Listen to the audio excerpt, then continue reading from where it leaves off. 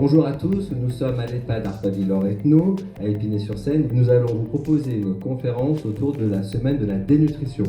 Nous avons parmi nous Nadia Mazouz, directrice médicale adjointe chez Arpavi, Jamila Hamdian, IDEC chez Arpavi, Nesrine Sebiane, directrice de l'établissement, et enfin Mathilde Besson, diététicienne chez Rest Alliance. Dans le cadre de la semaine de la lutte contre la dénutrition qui se déroule du 7 au 14 novembre 2023, nous allons aborder aujourd'hui les conséquences et les risques de la dénutrition. Pour commencer, Nadia Mazouz, est-ce que vous pouvez nous donner une définition de ce qu'est la dénutrition ? Alors la dénutrition, c'est une maladie, puisque c'est une maladie qui est silencieuse, qui répond à, j'ai envie de dire, comme le diabète. C'est une maladie qui nécessite la mise en place pluridisciplinaire. Donc, ce n'est pas une maladie qui est uniquement basée sur des compétences uniquement médicales, mais aussi au niveau de l'alimentation, restauration, animation, dentaire, bucco-dentaire. C'est un déséquilibre nutritionnel avec une perte conséquente du bilan énergético-protéique qui peut être due à plusieurs raisons. D'abord, une diminution des apports protéiques, mais aussi une augmentation des dépenses énergétiques totales et également une augmentation de la dépense énergétique, protéino-énergétique. Alors, la dénutrition, ce qui est inquiétant, ou en tout cas ce qui est intéressant pour qu'on la prenne en charge, c'est surtout les conséquences qu'elle peut entraîner, une fragilité de la personne âgée, une diminution en tout cas de sa réponse immunitaire avec une augmentation de pouvoir faire des infections, de diminuer par exemple la cicatrisation des escarres, ou effectivement de pouvoir garder un maximum son autonomie avec un risque de chute par exemple plus important. Nadia Mazouz, les résidents en EHPAD arrivent-ils dénutris ou le deviennent-ils une fois entrés en établissement ? Alors, la question elle est vaste et complexe. Globalement, les résidents arrivent dénutris lorsqu'ils sont dénutris. Tout d'abord parce qu'ils rentrent plus tard en EHPAD, ils sont admis beaucoup plus tard, donc avec des polypathologies beaucoup plus fragilisées.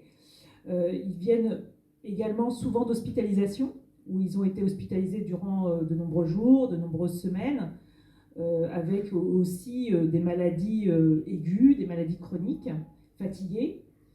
Et il y a aussi les entrées via le domicile, où souvent on pense qu'au domicile, c'est un lieu où ils sont alimentés de manière correcte, mais souvent c'est un lieu où ils sont seuls, en autonomie. Avec aussi la non-possibilité de pouvoir s'alimenter de manière correcte. Donc ils arrivent aussi dénutris même via le domicile. Et puis aussi en EHPAD, puisqu'on les accompagne jusqu'à la fin de leur vie. Donc effectivement, au fur et à mesure, les pathologies s'installent, la grabbatisation également. Et effectivement, ils peuvent se dénutrir au fur et à mesure de leur séjour en établissement, et c'est pour ça que nous effectuons une politique de lutte contre la dénutrition dès leur arrivée, et pour lesquelles effectivement Madame Hamzian pourra en parler un peu plus. Nadia donc, nous a expliqué qu'effectivement les résidents pouvaient arriver déjà dénutris ou le devenir une fois en institution. Vous êtes IDEC à l'EHPAD Lorette-Ethno d'Arpavi. Quelles sont les approches pour lutter justement contre cette maladie, la dénutrition ? Tout d'abord, il y a un premier travail qui est fait en visite de préadmission quand on accueille le futur résident. On lui pose des questions sur ses habitudes alimentaires, sur ses problèmes potentiels dentaires ou des allergies ou des choses qui pourraient nous signaler en amont de façon à ce qu'on puisse anticiper l'entrée. Et par la suite, une fois qu'il est entré en résidence, on va mesurer son poids, on va récupérer sa taille de façon à déterminer son IMC. Indice de masse corporelle, refaire un recueil le jour même s'il y a eu des changements entre-temps. Parfois il y a un décalage entre la visite de préadmission et l'admission, donc on réajuste. On transmet les informations à la cuisine à travers la fiche des menus, des repas, donc on informe de la texture voulue par le résident ou indiquée. On va mettre mettre en place un suivi alimentaire sur 3 jours pour évaluer l'appétit du résident et définir son profil mangeur. Et à côté de ça, la soupe et le dessert ils sont déjà enrichis en protéines en amont, en prévention pour tous les résidents. Voilà. Plus précisément, existe-t-il des procédures spécifiques pour détecter les résidents dénutris? Alors, les procédures, elles existent depuis maintenant 2 ans. Alors, elles ont également aussi évolué avec les critères HAS. Alors, les critères HAS, elles datent maintenant de novembre 2021. Et effectivement, on a, nous, en tout cas actuellement sur ARPAVie, utilisé 2 critères phénotypiques et un critère étiologique. Donc, les 2 critères phénotypiques, c'est l'IMC, inférieur à 22 en cas de dénutrition modérée, et puis la perte de poids supérieure à 6 mois ou à 1 mois. Et le critère étiologique, c'est effectivement on va dire la diminution des apports de plus de 50% pendant plus d'une semaine. Voilà, et qui est validé, objectivé par le recueil alimentaire sur 3 jours. Pour la mise en place de cette procédure, du coup, je laisse Madame Abzian détailler. Pour dépister la dénutrition, on pèse les résidents de manière mensuelle. En fonction du poids obtenu, on va identifier ceux qui présentent une dénutrition. Et on va demander un contrôle au milieu du mois de cette même pesée. Et puis on va transmettre au médecin l'information de façon à ce qu'on obtienne une prescription médicale de compléments nutritionnels oral. Donc, on a présenté précédemment les approches pour détecter les résidents dénutris et les mesures qui sont mises en place. Est-ce que vous, en tant que directrice d'établissement, vous travaillez en collaboration avec les équipes de votre restauration? Alors du coup, je dirais que c'est même impératif de travailler en collaboration avec les équipes de cuisine. Sur l'établissement Loretto, on a un chef et une seconde de cuisine. Donc on se réunit mensuellement pour aborder du coup la satisfaction des résidents. La satisfaction du résident, elle passe par plusieurs critères. Donc ça va être déjà le lieu qui accueille cette partie restauration, donc la salle de restaurant principale.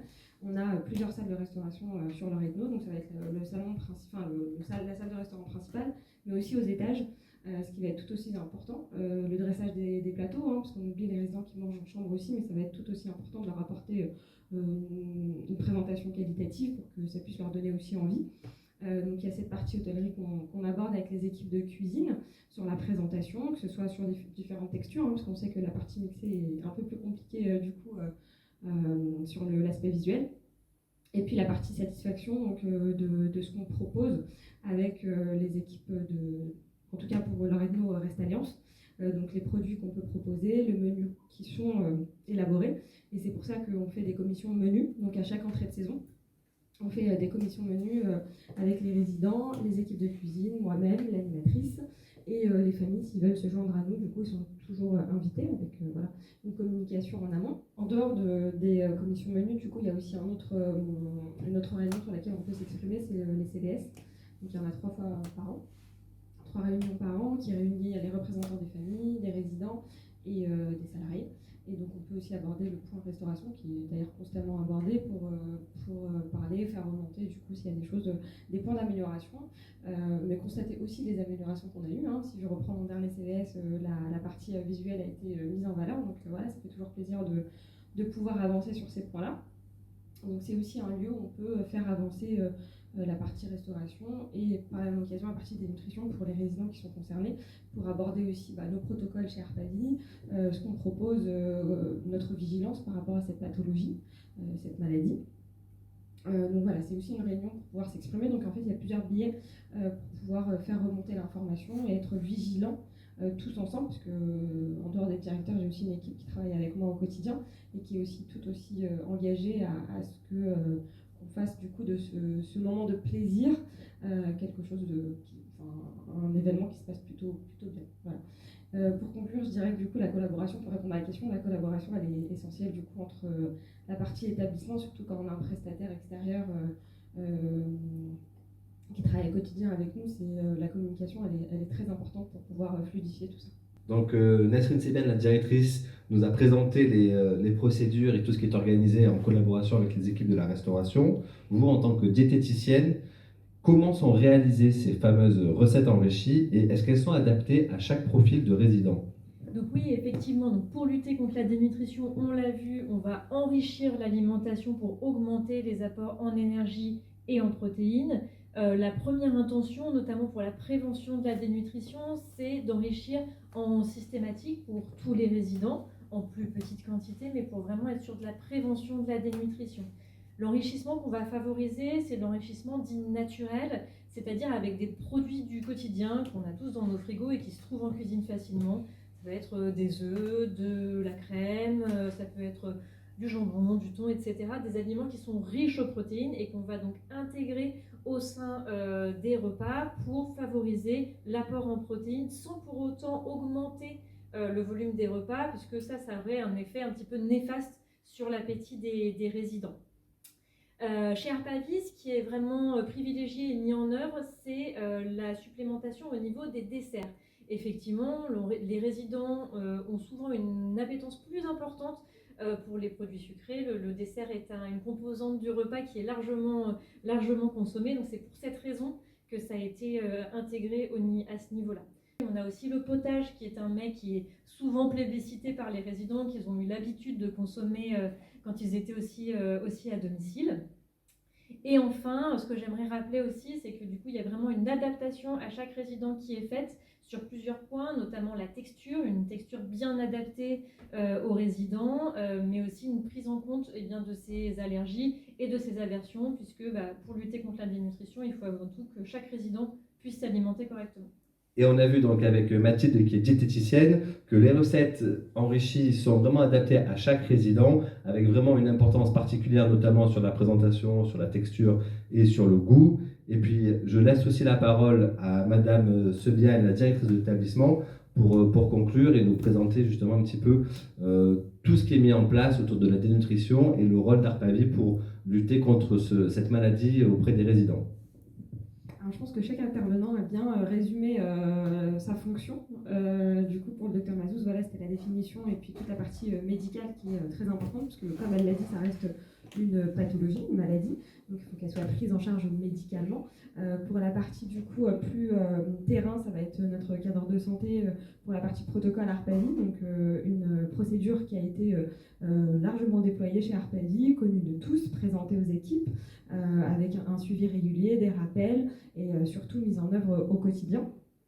Et pour la partie donc Reste Alliance en collaboration avec l'établissement et la direction, c'est une collaboration, comme je le disais, qui est tout aussi importante et qui est même le centre même de tout ce qui va découler par la suite, puisque une fois que les menus sont faits avec tout ce que vous nous avez apporté, nous derrière le déploiement, il faut aussi qu'on vous fasse des retours constructifs sur puisque chaque résidence est différente, on n'a pas tous les mêmes résidents, donc on a des satisfactions différentes.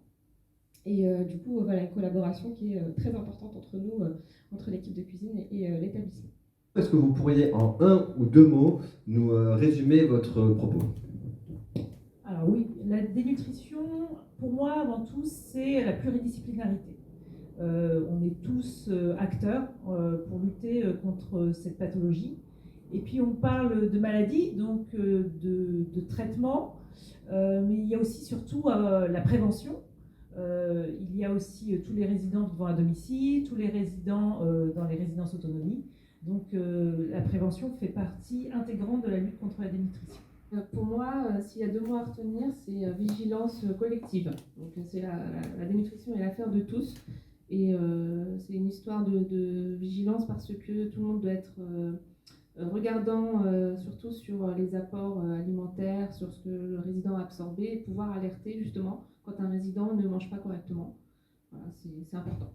S'il y avait bien un mot à retenir me concernant, ce serait le mot plaisir, puisque c'est un moment, comme il l'exprime, même de plaisir, la restauration. Donc c'est important qu'il y ait le côté effectivement médical, de suivi qui est très important, mais qu'on garde aussi cet aspect assiette, plaisir de continuer à manger ce qu'on a envie, ce qu'on aime. Donc voilà, pour moi le plaisir avant tout. Pour moi, le mot à retenir, ça serait personnalisation, car dans la lutte contre la dénutrition, il est extrêmement nécessaire de pouvoir apporter des repas qui correspondent à la fois aux besoins et aux envies des résidents.